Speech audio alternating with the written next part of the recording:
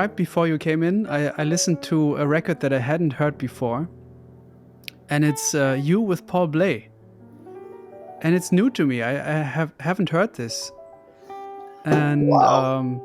I was listening to Yeah, you playing Syndrome with him, and When Will the yeah. Blues We played Leave? all the Carla Bley hits. Yeah, how was that experience for you? Can you describe it a Well, bit? um, I didn't like the way I played because Paul was my idol. Is my idol, and he wanted to play all those songs that he had done. Man, he did those with Steve Swallow and Pete LaRocca on that great record. Foot. Footloose? And so it was. I was just Paul was around.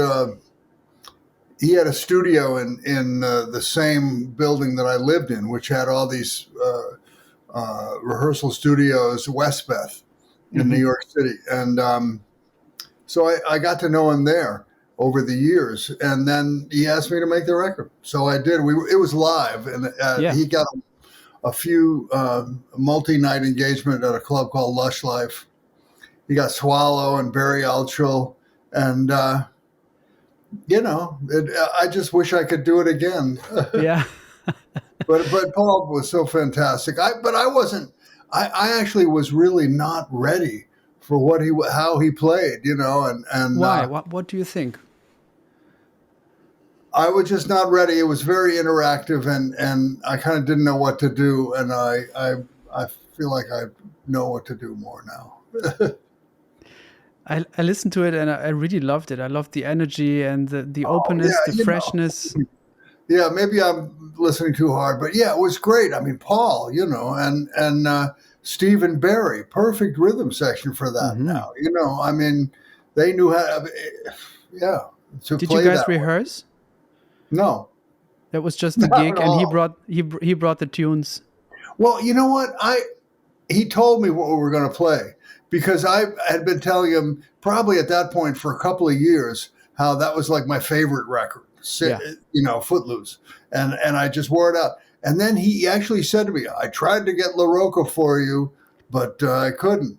Wow. He was actually trying to get the whole Syndrome band, Wow. but Footloose band, but.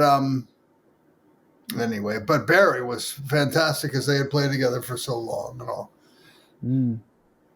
And I mean, I really love these moments where you have a close association with a friend, like you with Steve Swallow, and then you go into a situation that is new for you, but you have your friend on the side who Yeah, is who had that experience with Paul Bley for such a long time, yeah, and that's that must right. have helped, Oh yeah, and yeah, definitely, and the way that trio knew how to play together, and Paul was this funny guy. He said, "Okay, so you and Steve go up and play duo in the beginning." I mean, this was like the first night of many nights, and then we went up there and played like two tunes and thought, well, Paul will come up, and he didn't come up for like 40 minutes or something, and then that was only the first. I don't know what that was, but he was I mean, he was a amazing person. And and those tunes, we didn't have the charts because they were all in the real book, and I knew, and I had access to all that music because Carla had given it to Steve Swallow or to somebody that had gone in the real book. So all those songs were in the real book, And I think maybe we played. I don't know if it's on the record, but we played like a ballad that he wouldn't tell you what it was, but it was long kind ago, of. no, it's It how was long has this been going on? No, it was. I can't get started, Right. but he would just get started on that, and then I think Swallow said no, he's playing kind of. I can't get started, So he wouldn't tell you what tune and also which key or something. I don't know. I forget. Maybe he did tell me. I forget. Yeah. Beautiful. And right the same year, we talked about this before, the thing where you played with Elvin. I think that's the Yeah, same year, right? It's 85. maybe so. Yeah, 1985, and that's also with Steve Swallow. Yeah, Yeah. and Dave Liebman. Yeah, Swallow. He's my main man. I really was lucky to get to know him way before that, 10 years before that, and he's always been so close with me and such a teacher. Hmm. And then Buddy. Um, but yeah, we got to play with Elvin that same year. Oh, I got a story about the Paul Bley gig. Oh yeah. This Go ahead. you might like this. So we're playing, and Jaco Pastorius comes in, and at that point in 1985, Jaco was a street person. It was terrible, but everybody knows the legends, right? So he came in, and he was in rough shape, and he asked, I think he said to Paul Bley, said, "Let me play," something like that. And Paul was like, "Well, Jaco, or maybe he asked Steve, and Steve said, we're here, we're recording this, Jaco, you don't want to sit in on this because Paul's making a record and the tapes are rolling and maybe it's not right." And Jaco was like, "Oh, okay." Then he left, and he came back at the end of the night, and he had taken his bass, which was a Fender bass, and he had taken it apart. He'd taken all the strings off and unscrewed the neck, and he handed it to Steve Swallow, like ceremoniously. It was just really weird. Poor Jaco. Wow. What was that Yeah, about? I don't know. Well, you don't let me play, so here's my Yes, instrument. I took my bass apart, and here it Yeah. is. Yeah, and it was on stage. We were playing the Mm. last set when he came back, and that's how I remember it. It was so. Wow. I mean, there are so many stories of Jaco in those years, also the later years, and then sometimes like also bootlegs. Some of them are rough, but once in a while the real Oh, spirit. listen, no, no, no. And there was a cutoff point. There was the where he sounded so great for years with Weather Report and all, and then it was just sad.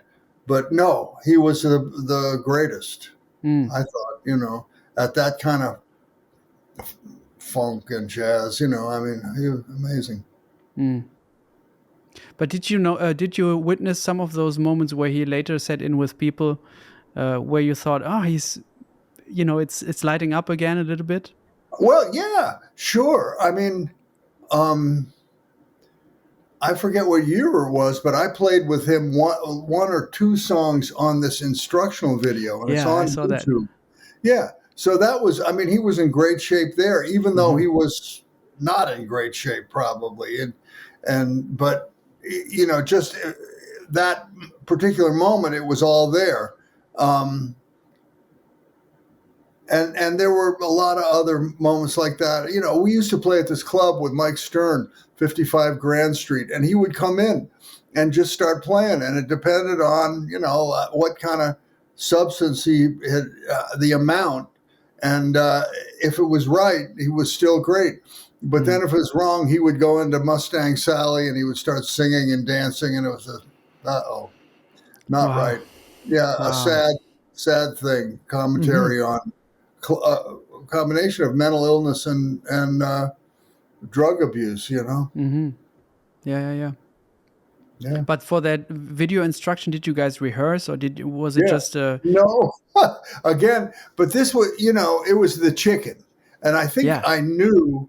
They told me, okay, you guys are going to play the chicken, and then I got there, and I was actually what I found out later was. It was supposed to be Mike Stern, but then they got me instead, and no, just went there and played. They were just trying to keep Jaco going to make the video, to Yeah. do the instructional part, and they had it together. They had a couple of hours. They had Jaco, and he was in good shape relatively. They had put him in a hotel the night before because I think he was living in the street at that point. Wow. Wow. Yeah, bad news. Anyway, He sounded great though. I but really he's like still that no, video. no. He was, I mean, God, but how old was he when he died? He was like 38 or something Yeah, yeah, max. yeah. You know, So sad. Um, I was wondering. We were talking about Carla Bley's tunes before, and yeah. that's actually something that I'm curious about. You've recorded a couple of her songs throughout the years and played them live. Are you, when you do this, do you show the composer your recording of the song? Would you give something to Carla and say, we No, played I your wouldn't song? give it to her. I wouldn't give it to her. Maybe Steve would. Uh-huh. Steve Swallow. Um, no, I don't know. Look, I don't know if what she thought of my versions of the tunes. I knew Carla, and we never discussed it. But I mean, she put them out there for everybody to play. Yeah. And that was, I always wondered, because I took liberties with the phrasing and stuff. I think but she was cool. She was writing for jazz players to play her music. Right. Yeah. Mm. What are your memories on about working on her songs and working on her music? I just love the songs, and like I said, I guess first heard them on that Paul Bley album. Mm. And so there's a whole batch that she wrote that are little, short pieces. And the lead sheets are great because they're like a piano score. They're not just chord changes. And so you could really get into them. But I had those. And by the time I got to record them, I'd gone through them a bunch, and I just loved the tunes and Mm-hmm. loved her music, and then later on she became a friend. Even recent times, I would go. My wife Susan would cook for them.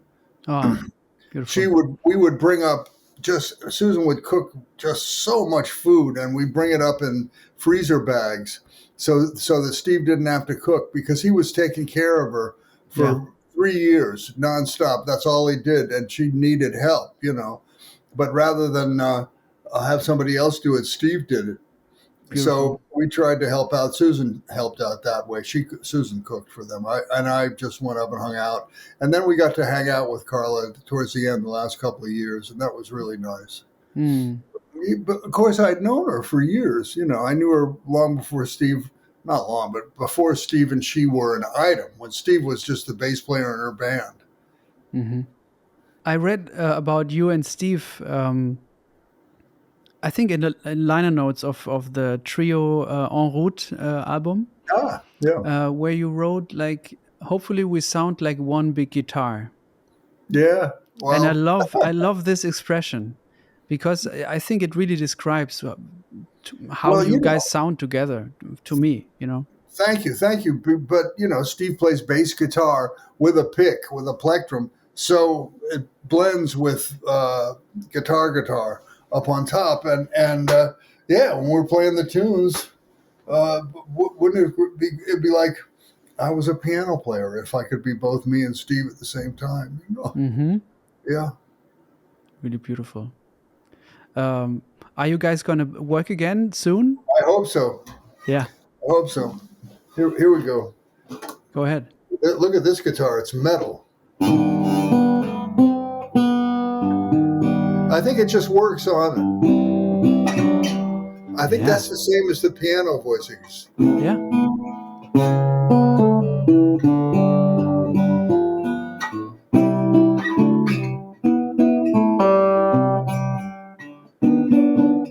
Mm, And that's it. And I think beautiful. on that one, it just worked to Mm-hmm. play. I could actually play those voicings Mm-hmm. on the guitar without having to. I think that's what she wrote. Do you know the song where she kind of put the mirror on that song, and did a song which is the complete reverse of that song? Wow, I think it's really? I called. didn't know that. I think it's called Oni Puladi or something. Which is It's like, Ida Lupino backwards. yeah, I think so. Yeah. Wow. No, I got to check that out. And it sounds beautiful, but it's like listening to Ida Lupino, but in a strange dream. Kind of, it's the same vibe, I but didn't know she did backwards. that. I did. That's one of her recordings. Yeah. Huh? I got to hear that. I haven't heard a recording. I just found her sheet on this, Uh-huh. and then I played it on the piano, and it was like, whoa, this Wow, is crazy. different, but similar, obviously very similar. That made me think of that great duo recording of them where they play Zati for two. Do you know this? It's a swallow piece, I think. Zati for two. Which is on T for two. But it's just a play on the title. But I think I don't think it has so much to do with the standard itself. With the old song. Huh? Yeah, but it's a beautiful duo recording of them. Yeah. Let's go back to Elvin. When you played with him, who decided on the songs? Was it him calling the songs, or what was that process like? I don't remember, but it was. What it was we were all the faculty at the jazz workshop in, was it Padua? Maybe Padua in Italy. Yeah. And the organizers there had picked us to also play a couple of concerts together. And we were all so thrilled to get to play with Elvin, So we were all there in Padua first, and then we played there, and then we played in Bologna too. I think Elvin was just really generous and said, well, what do you guys want to play? And we kind of had worked it out together that this would work with Elvin, this song and that song. And we played originals, but stuff that we thought Elvin would get into. And he was nice, and he went along with it. The Day and Night tune? Night and Day was Dave's line on it. It's Dave's tune. Okay, I see. Yeah. Nice. And then one of my tunes in 6, Grand Visceral. And then a couple of Swallows tunes I remember we did. And we probably did a blues, that was it, Mm-hmm. And what a thrill to play with Elvin. And I played with him a couple of times, and there was... before that, I played with him in the George Grunt's concert band. Yeah, you told me about that. We did a tour. It was great. Elvin with big band. You told me about that story where he was like very specific about the tempo, George Grunt's. Oh, yeah. This was great. George Gruntz had this chart, and he wanted to hear it real fast. He was like, okay, here we go, Elvin. It's going to be up tempo. Here we go. 1, 2, 1, 2, 3, 4. Bang, ding, ding, ding, ding, ding, ding, ding. And Elvin just put it in this other tempo, which was a little below, and just strong. Just said, I want to play here. and it worked great. Thank you for checking out this episode. If you enjoy these conversations, please consider joining me on patreon.com/PabloHeld. My Patreon community helps me to pay for the running costs of this podcast and to develop it further into the future. There's 2 ways to join me there. The interview tier will give you access to lots of behind-the-scenes content. And also you get every episode before everybody else gets, so that's early access to episodes. The other option is the music lessons tier, which will give you everything from the interviews tier, plus 2 video lessons on different topics each month. Lead sheets, so whenever I transcribe a new song, you'll get it first. You'll be invited to listening sessions and much more. So these are 2 options for you to join me there. By doing that, you will be helping me to continue this podcast.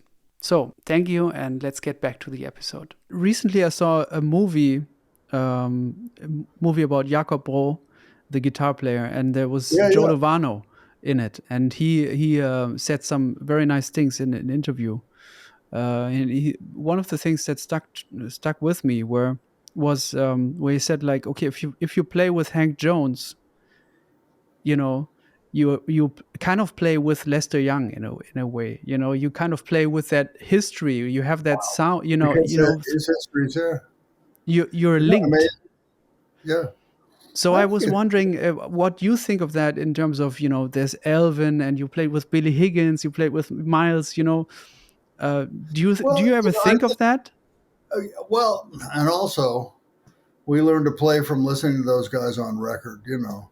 And then when you play with somebody in the flesh, it makes it all even stronger, of course, much stronger.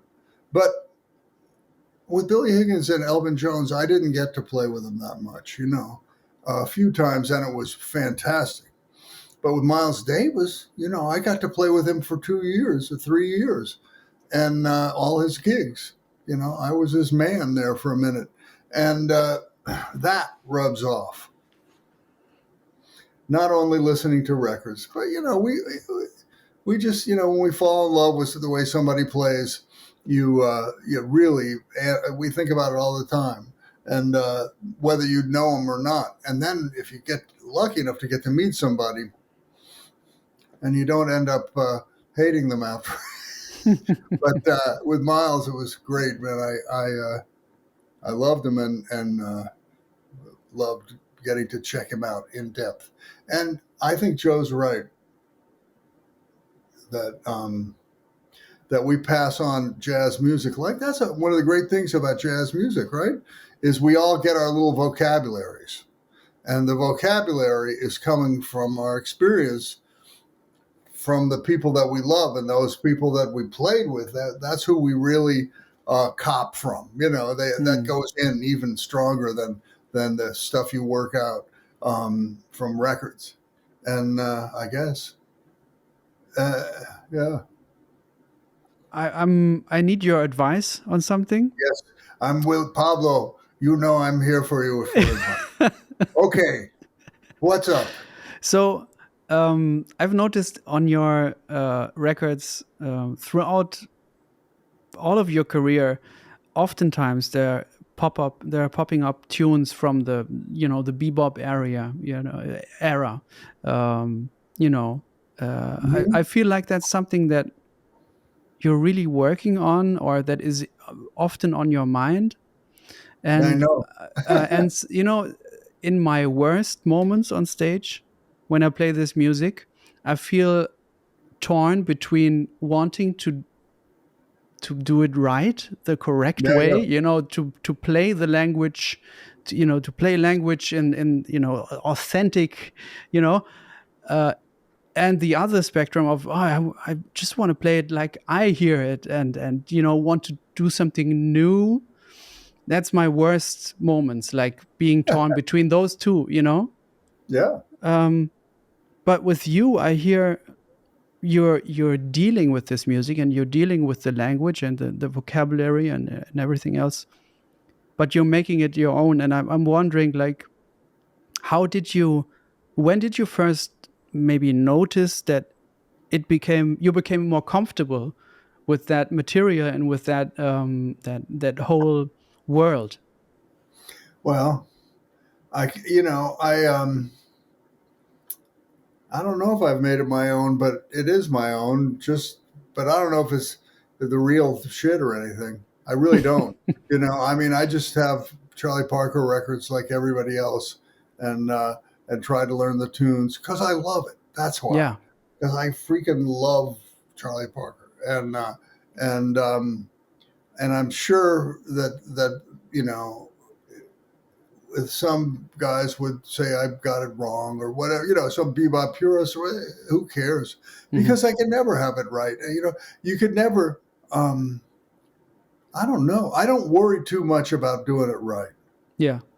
you know, because I guess there was probably no right back then. I mean, that's Charlie Parker's just one guy, and everybody who learned his tunes would do it a little differently. And when I play Carla's tunes, I do them a little differently, and I do know that that's all we have, you know. And now I can look back on some of my older stuff and say, "Oh boy, did I get it wrong?" You Hmm. know, yeah, sure, but I don't know. You know, I just try and learn the tunes. I love Charlie Parker, and I try to learn the music. I keep learning it. There's still so much there for me, for all of us, I think. And Hmm. you know, it was really enlightening when Lee Konitz told me once. He said, "I played with the Barry Harris Trio, and I didn't really feel like I was right for them. You know." because they Mm. were so bebop or whatever, you know. And so everybody, I guess, that was really because I always think of Lee Konitz as a real jazz guy because he's Yeah, old, you know. And yeah, it's nice when I mean, you know, I always liked to hear like in Paul Bley the bebop element, but they're playing quote unquote free jazz, you know. exactly. Uh, Yeah. yeah, I don't know. You know, I think I know exactly what you're talking about, and I guess the main thing is we can't be authentic anything except for what we are, but we Exactly. can Yeah. learn from other kinds of music that we really love, and then you play, you just play, you know, and what else is going to come out other than the stuff that you really believe in or whatever. Yeah. Also noticed that throughout the years it's gotten more into my, into my thing, Yeah, yeah, because I'm listening to it, I'm informed by it. But yeah, like and I we all sometimes that's what, fight this, this. I'm studying this music, I'm studying and I'm putting in the work. So in a way, but I guess that it comes back to ego, which where the ego tells you, yeah, now you've studied, now you want to show that you know it, yeah, and right. who wants to hear that? That's Well, yeah, I mean, but like you did with the trio, because I listened to you guys playing Barbados, and oh, how long has this been going on? Or no, wait, there was a ballad, the first tune, I'll never be the same. "I'll never be the same," Yeah, and you know, yeah, you did it your own way, I thought, and there's no other way but your own way. But we're all trying to incorporate other stuff besides what we already know. mm, yeah. What was that tune that you guys played on the new record? Bado, But Bud. yeah, Yeah, yeah, beautiful. yeah, that's a great song, huh? What a cool Hmm. tune. Pretty tricky, also. Yeah, all those, you know, because we played it with like the original version, right on Birth of the Cool is just like in A flat, F7, B flat, E flat, A flat. But then when Miles did it with Coltrane, then went D minor, G7, C minor, F7, B flat minor, E flat 7, A minor 7, D7, D flat, and Yeah, so it's all those two fives. And then the bridge is chromatic two fives. So there's a lot of hard stuff in there. yeah. But you Isn't can that? kind of play it like the old changes too a little bit, you know. But when Bud played it, didn't he call it like Yeah, hallucinations? hallucinations. Yeah, Yeah, I don't know. That's like a solo piano piece that yeah, Miles stole, you know. yep, And yep. they put the bridge is different. Miles put another bridge on it.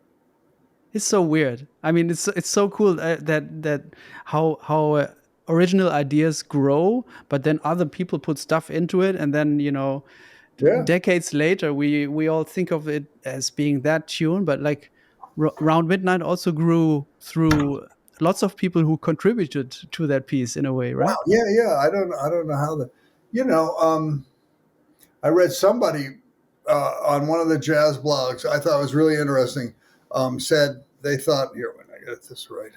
Yeah, They thought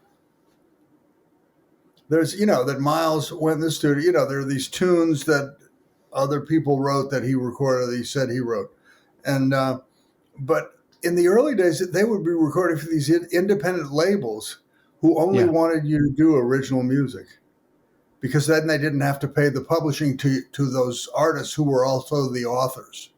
yeah, Like if Miles was on Prestige or whatever, and or Blue Note, and he did one of his own tunes, they wouldn't have to pay him. They say, Miles, look, sign with us, we'll be your publisher or whatever. I don't know. Somehow they would get out of it. But if they did a song by somebody they didn't know and they registered it, they had to pay the copyright royalties. yeah, So, Miles would just have some tunes that he knew were other guys' tunes, and that's all they had to play, maybe.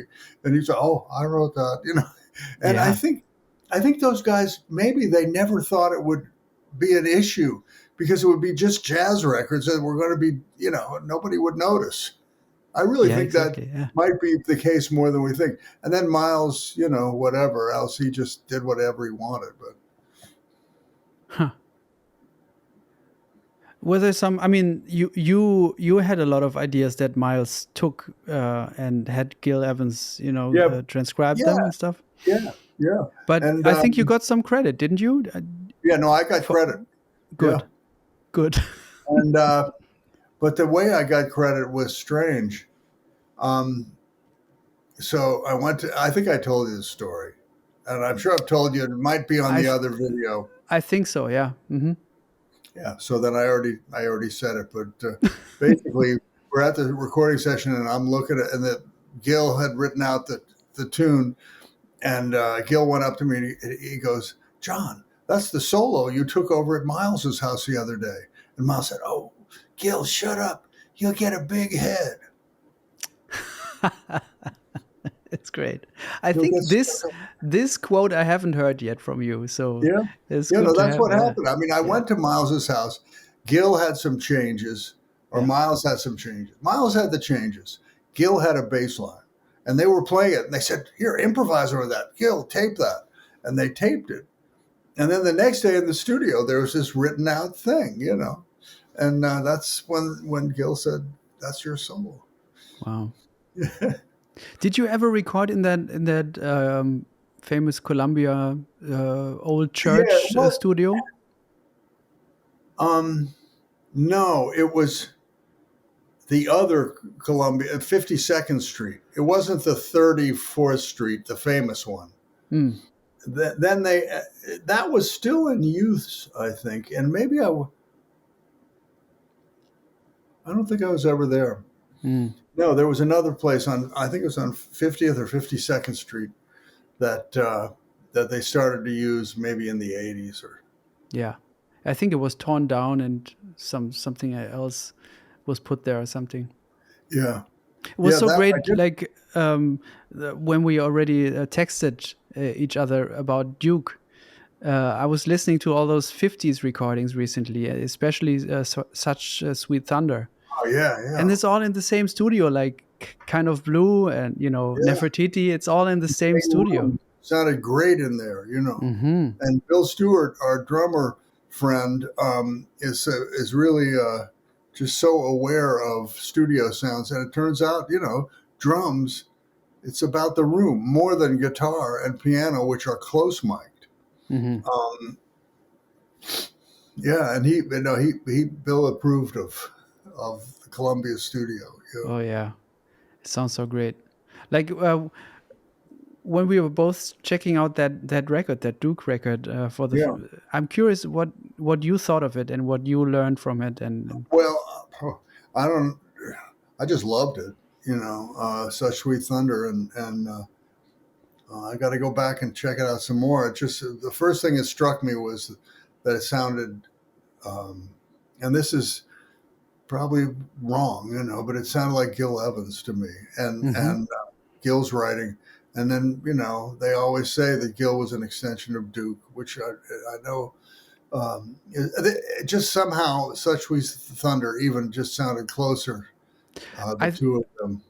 I think it makes sense to me what you said because I read in an interview of Gil's where he said like once he heard Billy Strayhorn's arrangement of Chelsea Bridge for one of the first things he did for Duke's orchestra. He Uh said huh. like he just wanted to do that for all his life. For all his life, he has been trying to come closer to that Chelsea Yeah. Bridge sound.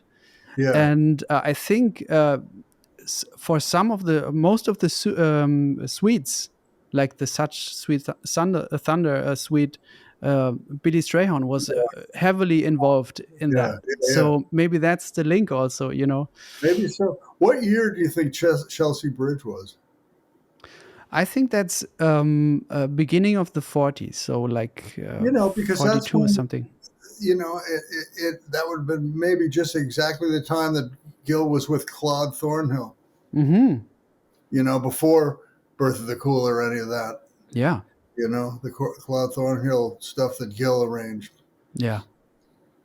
Did you ask Gil about that time?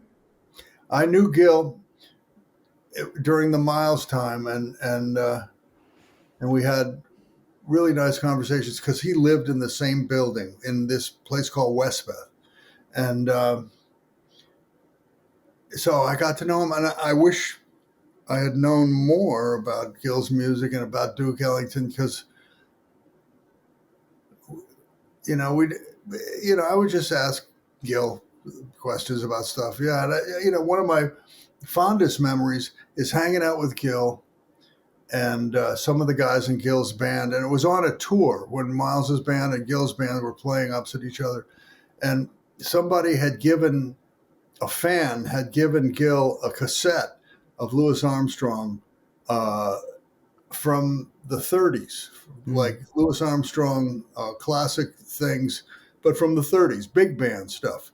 And we all sat around and, imbibing and listening to this music. And Gil would say,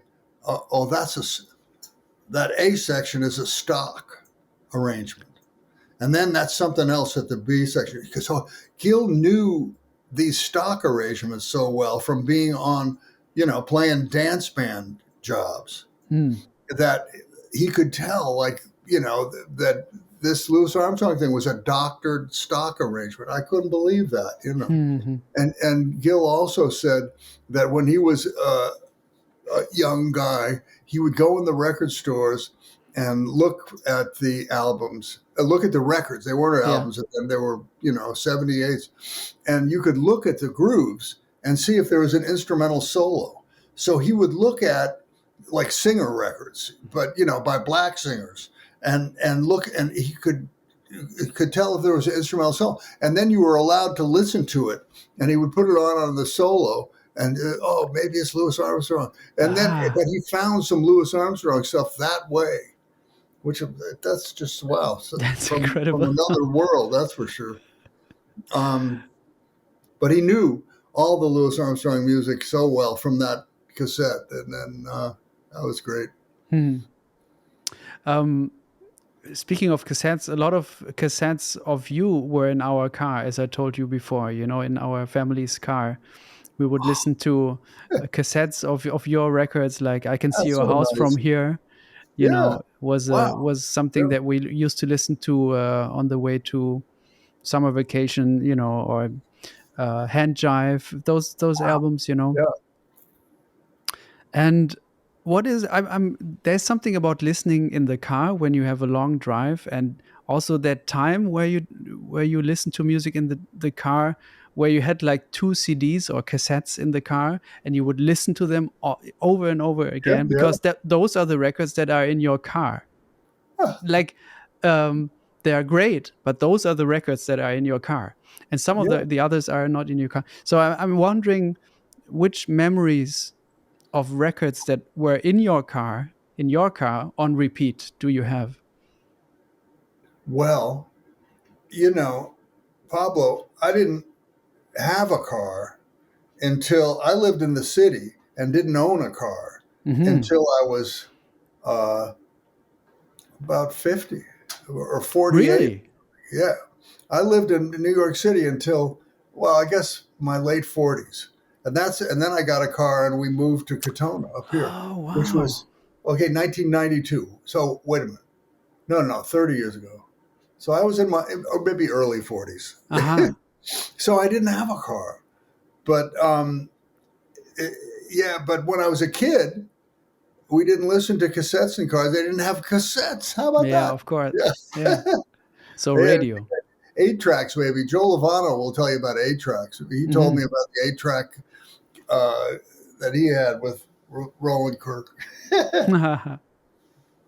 Yeah, cool. I'm going to talk to Joe Lovano in 2 weeks, actually. All right. Well, you tell him hi. Tell him I love him. Okay, and I will. Ask him about the 8 tracks in his car. Okay. Because he told me about his 8-track player in his car. Yeah. But I had my favorite records. Yeah. That's just what I listened to at home, and that was, I had a Charlie Parker record, a couple of Charlie Parker records. So and I wore those out, and I was really lucky because the Charlie Parker records I got when I first got interested in jazz were some it was live. There were some weird Charlie Parker albums on the Everest label, and there was this live stuff with Bud Powell and Fats Navarro. Yo, Just yeah. incredible, you know. And A Night at Birdland, in yes, Birdland. it Yeah. became A Night at Birdland and those tunes. And so that's the first Charlie Parker I had. And then on these albums, they would have other live stuff too. Some with Miles or Kenny Dorham, and so it was a mixture of all that live stuff. But it was all incredible. And I had that from when I was 15 or something. And I had a Art Farmer live at the Half Note with Jim Hall, which I totally wore out.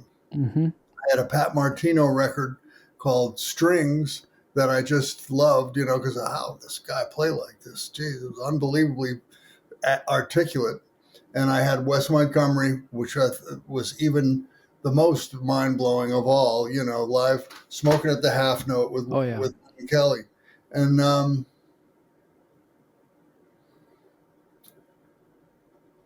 that's what I had in high school, those records, and Coltrane, Live at Birdland, and Ornette Coleman, Shape of Jazz to Come. And these records I totally wore out, I'm trying to think what else. And that was just, when I was 15. And before that, I had blues. I was a blues fanatic. And I had Little Walter and Muddy Waters and Howlin' Wolf. And I just wore the hell out of all those blues guys, Albert King, B.B. King, of course. And I just listened to those guys. And then I decided, well, no, I can't be a blues. I actually went to see Jimi Hendrix at concert. Wow. And it made me think, okay, that's it for blues and rock. It's this shit is too, nobody will ever do it as great as what I just saw. Plus, he just had sex with his guitar and lit it on fire. And it's just, it's not me. It's not going to happen. And so I thought, but Jim Hall, if I could maybe play like that, if I just practice all the time. And so then that was when I was 15 and got into those other records. Yeah. Wow. I have a question about TV Band, that song. Is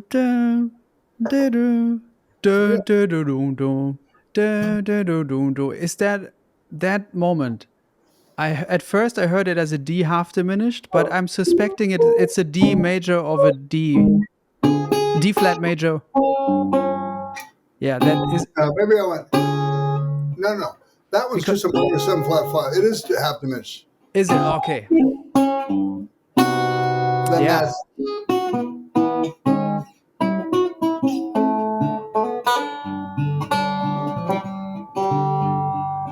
Yeah. Did you, when you wrote that, did you always know that you wanted to arrive at that G? Or was the B flat the beginning?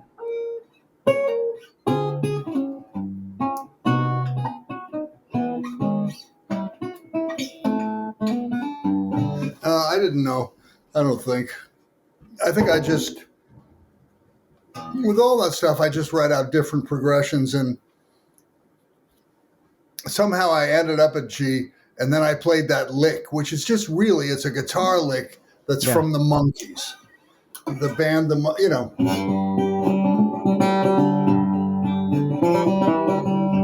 it's like a country lick. I can't even do it because you got to like finger pick it.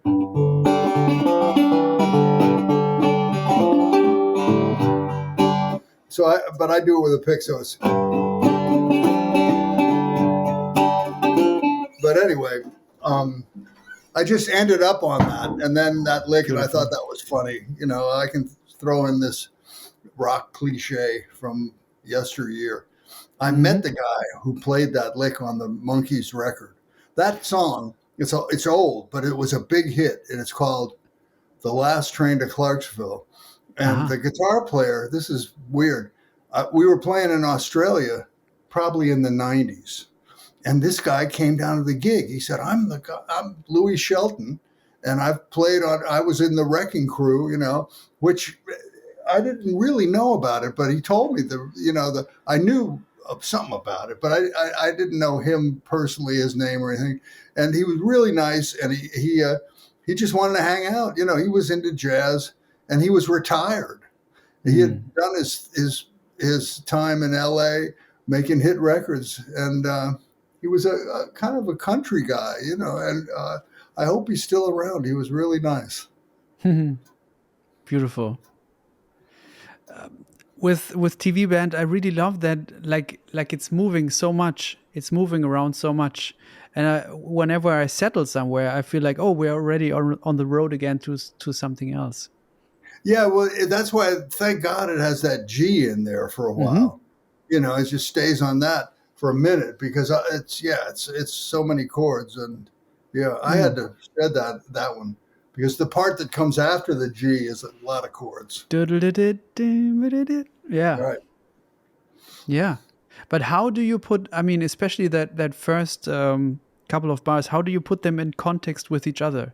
Do you center them within one tonality, or do they have an inner, I mean, it sounds logical and it sounds right. It sounds like it totally makes sense.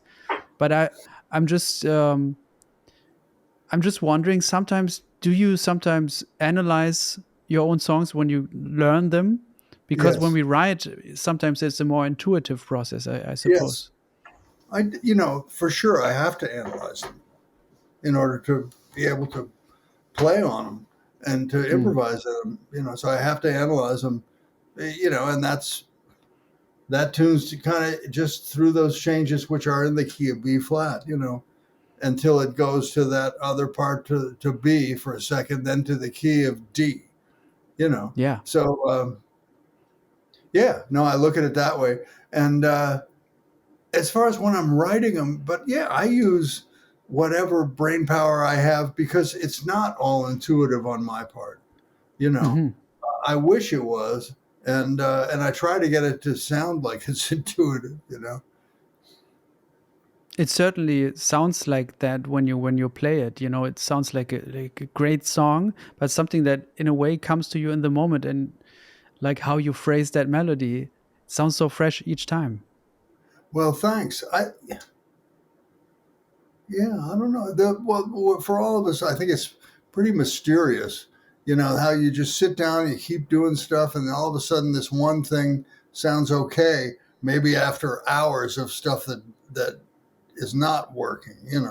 Then you get this one little part that sounds okay, and then the next day maybe you can add to it. And Mm.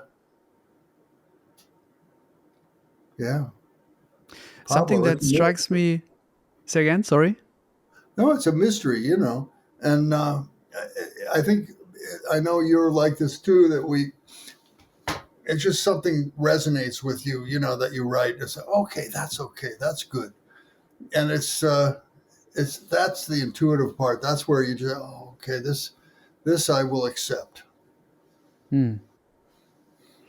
In a couple of your songs, to me it's a recurring theme, where there's one part in one tonality, and then there's a next part which goes completely somewhere else without finding kind of a slick way to go from the one key to the next. But sometimes like there's like a hard cut, like a rough cut, and I Mm. just love that. Like to me in museum, there's moments like that where you kind of end up in the one key, and then the other part kind of all of a sudden suggests another tonality. And there's the same thing. And today I also transcribed this one here. Um, can you see this? Oh, Johann, right? Yeah. So it ends in that. What is it like? It ends in the like with A flat minor and D flat seven, and then you go back to the E. Which Right. which sounds like always when I arrive there, when I listen to you or when I play along to the record, I feel like, whoa, how did we end up here? Pablo, that might be wrong. That might be wrong. Yeah, no, it might be my tune might be wrong. You Oh, know, there you go. You, I'm sure we're right. I can't remember exactly how that works, but somehow, but there's always some kind of logic that made me say, okay, that's acceptable again. That hey, those when I'm looking at other people's music, by the jazz composers that I admire and stuff. A lot of times, right? They'll be like, "Oh, it's okay to do that. That sounds so great," and you learn from checking that out. Yeah, Yeah, those moments are very important, right? Where you realize something yeah. and you go like, "Oh, I mean, you can especially like, actually do that." yeah, especially like Monk's music, and Oh it's yeah. and a lot of times when you hear the record and you've heard the song a lot, and then you look at the music or learn it, and you say, "Oh, they got away with that, and it sounds fine. Why does that sound fine?" And then you think about it. Sometimes you come up with, a modulation that it actually sounds like it is a 5/1 of some kind or something. But sometimes not. Yeah. I think did I listen to you lately where you played Blue Monk, but Yeah, it sounded to me yet like you were playing the second melody, like that yeah. count, not I counter, was but I the was lower playing. part. Yeah, I was playing the lower part, and the bass was Yeah, playing da-ba-da-da, but you can't hear him that well, so it sounds like totally. Yeah, yeah. We were playing it faster exactly. than Yeah, ba-ba-doo-ba, ba-ba-doo-ba, ba-ba-doo-ba-doo-doo-doo-doo. Yeah, yeah, we just wanted to play a blues and didn't have one, so we just played that.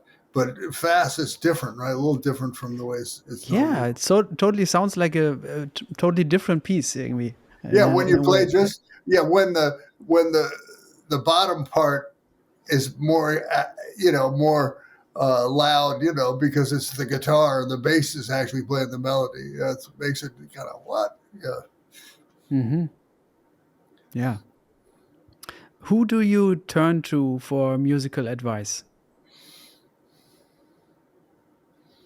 Pablo, I just send you a text, ask you what do you think? I don't know.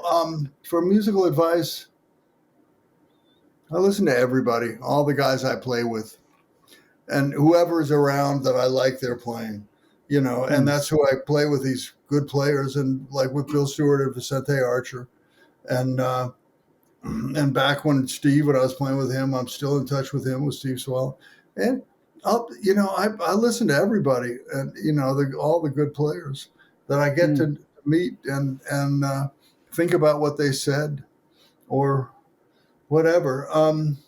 But in the end, we have to just feel good about it ourselves. Or, you know what? In the end, we have to not obsess about our own freaking music so much. That's what I have to do. I have to stop, feeling like I will somehow just feel, you feel good if you like what you heard that you played, right? On now that everything's fucking recorded, man, I can't stand it Hmm. because every gig is on YouTube, you Hmm. know, and and you feel good, like, that was okay, made it through. Whew. And then you hear another one you don't like what you played, and then you're like, and I just the lesson I think is we have to just put it all aside Hmm. and learn about music and stuff, So who do I go to for advice? Um, I'm you talking know, about situations where you're like, okay, I can't. I've listened to those two takes for such a long time, and I can't yeah, decide which one. Who do you ask? You yeah, know? anybody. It doesn't matter because you can't decide, and you're not going to decide, and but ultimately you'll decide anyway because But you want them to say the one that you think you like more. You know, I don't know. The best thing is to not listen to it for 1 week and then listen Hmm. to it, and then you'll know. Then you'll either I be just happy had or that. you'll be Yeah. sad. Yeah. Exactly. We had another recording session lately, and it was tough music, and we were dealing with things. It wasn't like one of those easier sessions where it flows like that. Yeah. But having that kind of 1 week, or maybe it was 2 weeks, where I didn't listen Yeah. to the takes, which is unusual for me, because usually I'm on the way back from the studio. I listen. No. I'm Yeah. like, Yeah. I want to know. Crazy, man. In the old days, it was better when guys didn't have uh, tape recorders and they couldn't leave the studio with the tape. You know, you just did it. It was just like a gig. Yeah. Zoot Sims didn't own any of his own records. That's the story. Hmm. And it was just like another job. Yeah, I'm making a record today, and then tomorrow I play at the fairgrounds. From 3 to 4, and then the next day I play. 2 sets at night. Mm. It was just You just learn a about lot from this, playing. huh? It was just about playing, whether you were recorded or Maybe so. not. You know. Yeah, I don't know. I mean, everybody recordings, magic, and you can hear yourself back when that came in, and imagine what it was like back before that when Brahms would write something and he had to go sit and listen to it. And, there it is. Well, you don't need to have a recording because you're there listening to the orchestra play your music. But when Yeah. you're actually when you're improvising, who knows? That's what. Or like for you as an audience, it must have been like, oh, next month I think I'm going to listen to some music again because there's Yeah, a concert, or somebody would visit you and can you play some music on our yeah, instrument here? We yeah. can't play it. We can't On hear your music. on your clarinet, would you play this and bring out Oh the yeah, sheet music? Wow. yeah. Yeah, What are and you checking out right now, John? I've been just learning some tunes. And what have I been playing lately? Da da da da da da do do do do Oh do yeah, do CTA. do. Yeah, I learned that. I've got to remember it though, and you know, and that's because I heard Brad Meldau play it. Yeah. That's where I heard it on YouTube Mm-hmm. with a trumpet player named Philip Harper. And I Yeah. really liked it. And I said, wow, listen to these guys. They're playing CTA. And then I have my real book, there are another book actually that has CTA. So I opened it up. Oh, that. And then I listened to Miles, the original version Yeah. with J.J. Johnson and Sonny Rollins. And yeah, I guess I'm bebopped out, And but what else? I've been trying to write these funk tunes, and I had this big thing where I was listening. What's the guy's name? The Heat Wave, the great songwriter, who wrote Thriller and Michael Jackson and all. I was listening to that was a couple months ago. Though, you know who I mean? He's Who wrote mega Thriller? famous. The guy who wrote Thriller, yeah. And we'll sit here and can you type it in real quick to your Googler? But Yeah, you're on sure. Yeah. Chrome. How are you going to do that? Oh, see, Let you're me doing know. it. Who wrote Thriller? He's an I Englishman. mean, Rod Temperton. Yes, Rod Temperton. And so I've been checking out all his songs. I love this guy. Oh, wow. Okay. And he had a group called, it's all disco era R&B. And So what's another nice song of him? Off the Wall, Michael Jackson. Mm. And he also wrote these songs the Heat Wave did. Groove Line, which was a big hit. These were like top 40 huge hits in the 80s. And Yeah. I always liked the songs from Off the Wall that he wrote. And yeah, so I've been checking him out, and it influenced me to try and write some songs with sus4 chords. Cool. And is that for a new project or something?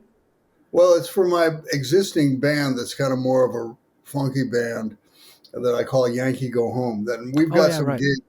We got some gigs coming up, and see if I can get those guys to play. But I keep thinking I'd like to do that kind of record again with some electric bass and a funky drummer and Oh keyboards. And yeah. I'm not sure. I'm not sure when and I'm going to do it because it used to be that I had a record contract all the time, and now with ECM, I don't think it would be absolutely right for that label to do that music. I don't know. Hmm. So we'll see. I don't know. I'm not sure what I'm going to do with it, but Yeah. That's an era, a SCO era that I really, I love all SCO, but that's also something that is, thank you. that's very, very important to me. I Well, just thanks. listened to If Time Marches On. yeah, That yeah. groove that Dennis Chambers played. That's Dennis such and, a, and Gary, yeah. yeah, beautiful. See if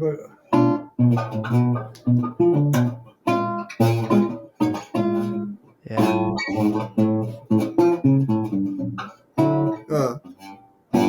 yeah.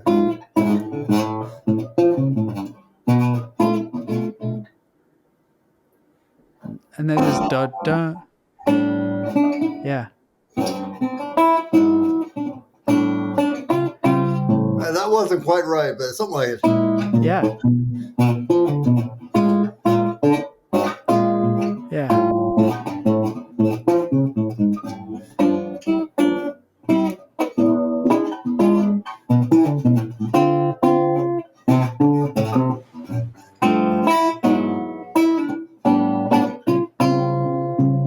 Yeah.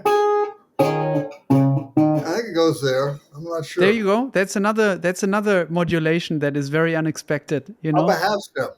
Yeah, it's wrong, but hey, just go up a half step Yeah. instead of going to the one you're supposed to go to. Just go to one up a half step, and it sounded right to me. I don't know. Mhm.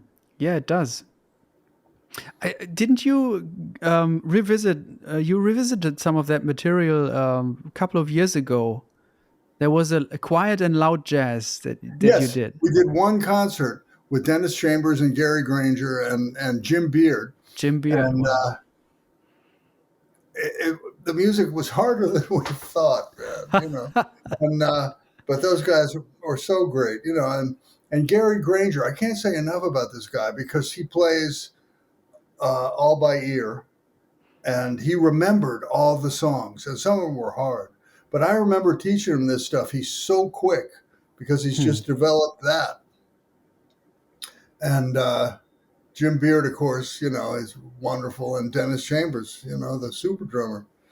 Wow. I was so But lucky to play with those guys but I back. mean, how long did it take you guys to learn music like that back in the days when you were making those records? Because like something like a trim or something is Yeah, so involved, and it's like a yeah. um, I think I just taught it to them a bar at a time, and I don't quite remember. I might have made some demos. I might have made 4-track cassette demos and given them to Gary and Dennis to learn. I think I'm pretty sure that's what I did. mm, And then, yeah, that's what I did. beautiful. Best Western is also one of my favorites. Thank you. Do you remember writing that song? Yeah, I remember where I was. In a hotel? No, I was at home. Mm.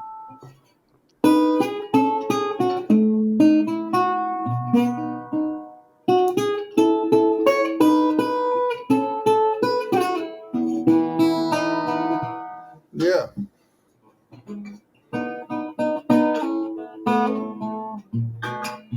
Yeah, it's just Mm.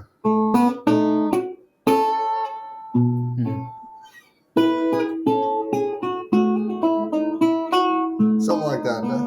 Mm.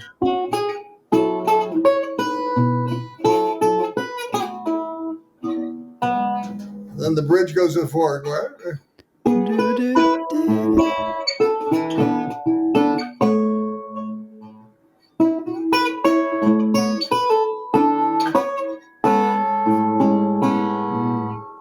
Mm, mm, And then back to the A section. Yeah. And yeah, no, I was home when I wrote that. mm-hmm. Really beautiful. Well, I thanks. mean, Yeah, I want to bring that one out again, actually. yeah. I Yeah. mean, what happens to it? I mean, you've written so many songs throughout the years, and right now I've mentioned some of them, and you immediately had them. So where Yeah, is that? some of them I don't. Some of them I don't remember. Those, the ones that I just, yeah, I remember them. Um, yeah. My question is like, we write a song, we sometimes write it down, sometimes we just teach it to the musicians, and then it's there. Somehow we found a thing, and then we record it, or we don't record it. We play it live. Where is it actually? And it's Yeah. I don't know what the kind of question this is, but it's like we kind of put something together, and then it's out there, and then what happens with it over the years? Like sometimes if you try to remember a song, that might turn into a new arrangement of the song, like because you're trying Yeah. to. Yeah, because you don't remember it correctly, or and you add some new stuff. Yeah, that could happen. Um, Mm. I don't know, yeah. But thank you for liking those songs, man. It's good that somebody remembers them. It was a while back now, the '80s. All of a sudden, we're 30 years later. It's crazy. Or 40 years later. Whoops, you're right. 40, yeah. Yeah, wow. How do you come up with new ideas for new bands all the time? I, you know what? I'm done with that. I can't do it anymore. I can't do I'm just going to play the same old shit, but maybe write new tunes. But it's same as anybody, you just keep trying different stuff, and you have stuff you like to do. It doesn't seem like new to me, any of it. It's just like, I want to play with this guy, I want to play with Yeah, that person. yeah, Let's yeah. see how we sound I mean, together. for me, it's been, these tunes are either backbeat tunes like Best Western and pick, Time Marches On or whatever, and or my jazz tunes, and they're sort of in two, even though they're not separate worlds. It's like if the drummer's going to play swing, or if the drummer's going to play a backbeat, they're kind of roughly categorized that way. Mm. And so right now I'm thinking, want to do stuff with a backbeat. Um, but then, like as you know, it all bleeds over into, jazz chords come Mm. into the backbeat songs, and probably some, blues or funk or whatever comes into the jazz in some way. Mm. What are your memories of playing McCoy's music with him? Oh, incredible! Um, first, just such a nice man, such Mm.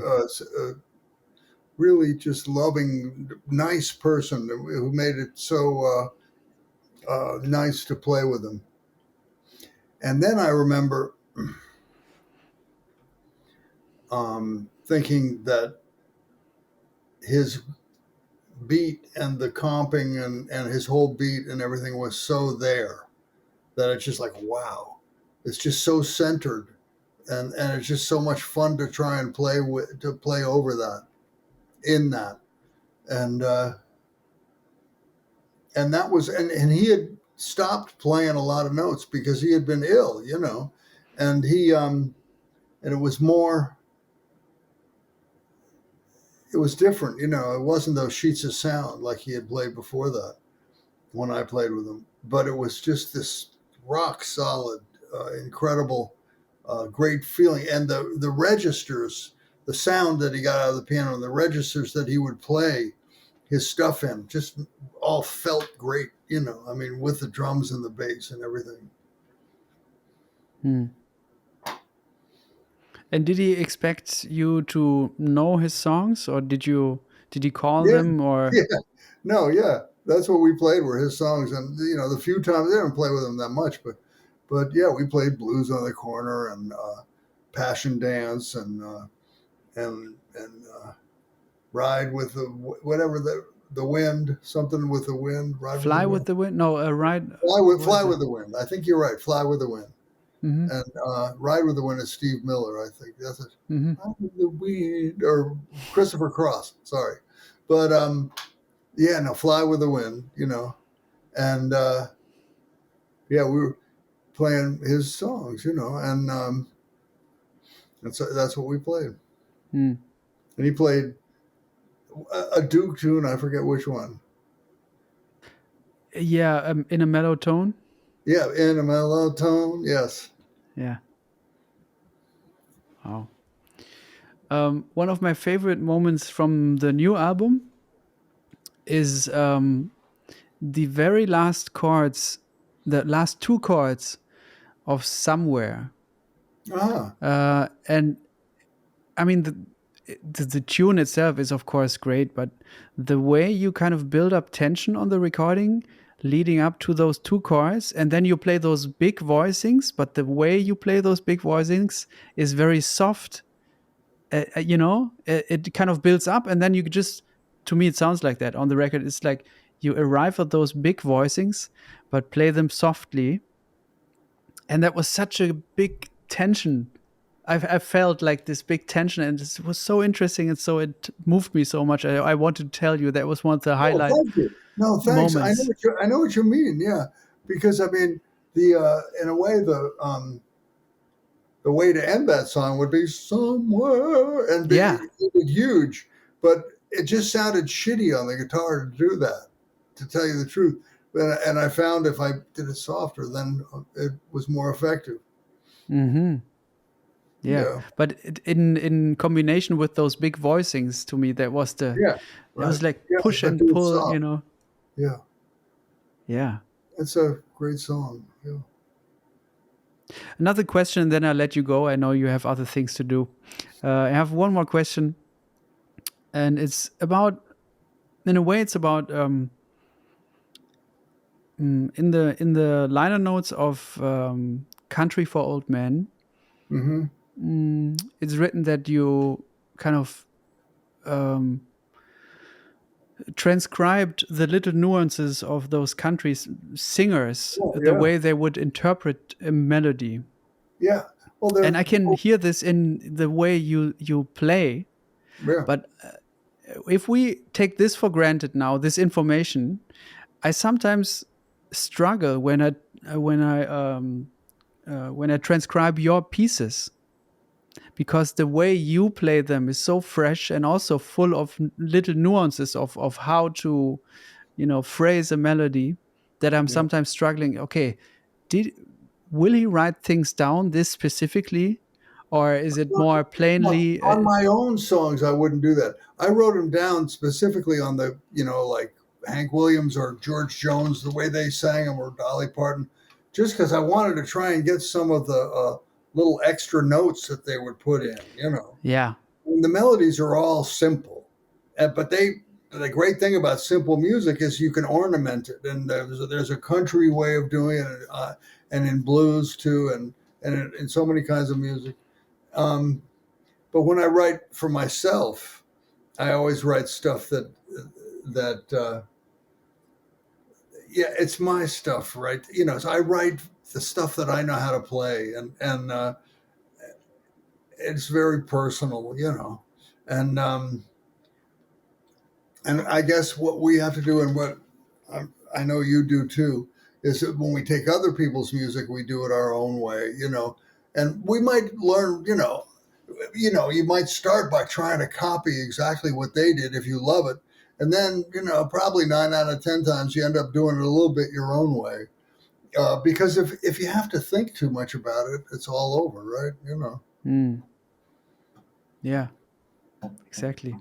So, analyze, internalize, and extemporize,